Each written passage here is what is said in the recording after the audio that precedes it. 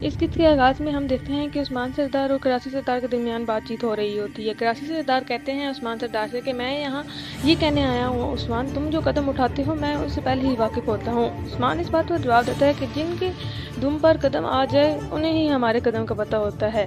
کراچی سردار کہتے ہیں عثمان، تم بالکل اپنے مرحوم والد کی طرح نڈر اور گہرا سوچنے والے ہو، زیادہ باتیں مت کرو، ہم جلد بازی میں نہیں ہیں، خود کو ریاست بنانے میں جلدی مت کرو اور ترکوں کا رہنما بننے میں بھی جلدی مت کرو۔ سنا تم نے میں کیا کہہ رہا ہوں؟ کراچی سردار کہتا ہے کہ تمہارا ارادہ کیا ہے، اب تم کس تلاش میں ہو اور کس طرف جا رہے ہو؟ میں جانتا ہوں تم وزیر عمر کا راستہ روکنے جا رہے ہو، ہمیشہ کی طرح جلد بازی میں مت کام لو اور مجھے کمزور مت سمجھو۔ تم نے جو جاسوس بھیجا تھا ہمارے درمیان، میں نے اسے پکڑ لیا اور اس کا کھیل ختم کر دیا۔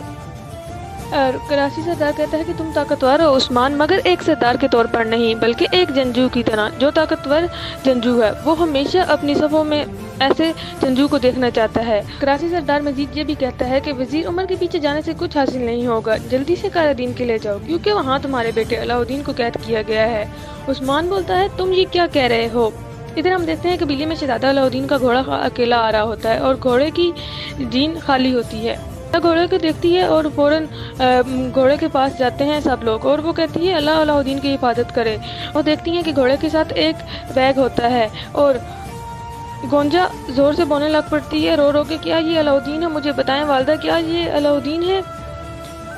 اور اس بات پر بالا اپنا سر نہ میں ہلاتی ہے۔ پھر وہاں پہ ارحان آ جاتا ہے۔ ارحان دیکھتا ہے بیگ کھول کے تو وہاں اس میں ایک سپاہی کی لاش ہوتی ہے۔ وہ بتاتا ہے کہ علاؤدین کے ساتھ جو ہم نے ایلچی بھیجا تھا اس کی سر قلم کر کے انہوں نے بھیجا ہے۔ اور ادھر اس ایلچی کی ماں آ جاتی ہے اور وہ اونچے اونچے چلانے لگ پڑتی ہے، میرا بیٹا میرا بیٹا۔ ادھر ارحان بولتا ہے کہ علاؤدین کو قید کیا گیا ہے مگر ہماری ہمت اور طاقت کمزور نہیں، ہم اپنے بھائی پر اعتماد رکھتے ہیں اور دشمن کو سبق سکھائیں گے کہ ہم کبھی پیٹھ نہیں دکھائیں گے۔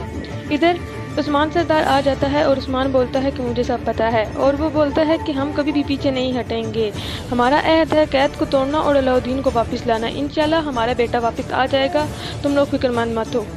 لشکر تیار کیا جاتا ہے، قلعے کی دیواروں کو تباہ کرنے کے لیے منصوبہ بنایا گیا ہے، دشمن کی ہر رکاوٹ کا حساب لیا جائے گا، علاؤدین کی حفاظت یقینی بنائیں گے۔ اور عثمان کہتا ہے اور وہ یہ بھی بولتا ہے کہ اگر انہوں نے نقصان پہنچایا تو ہم ان کو جواب دیں گے، ہم کبھی پیچھے نہیں ہٹیں گے، ہمارا ہدف ہے علاؤدین کے ساتھ قلعے کو بھی فتح کرنا، انشاءاللہ ہمارا بیٹا بھی واپس آ جائے گا۔ ادھر ہم دیکھتے ہیں کہ لشکر تیار ہے، صرف سردار کے حکم کا انتظار ہے، قلعے کی دیواریں تباہ کرنے کے لیے سپاہی تیار ہیں، یہ دیکھنا ہے کہ دشمن بغیر لڑائی کے قلعہ چھوڑ دے گا یا ہمیں مجبور کرے گا۔ اور پھر ہم دیکھتے ہیں کہ اس قسط کا اختتام ہو جاتا ہے۔ اب اگلی قسط میں ہم دیکھتے ہیں کہ کیا عثمان اپنے بیٹے کو بچا پائے گا یا نہیں، اور کیا وہ قلعہ فتح کر پائے گا یا نہیں۔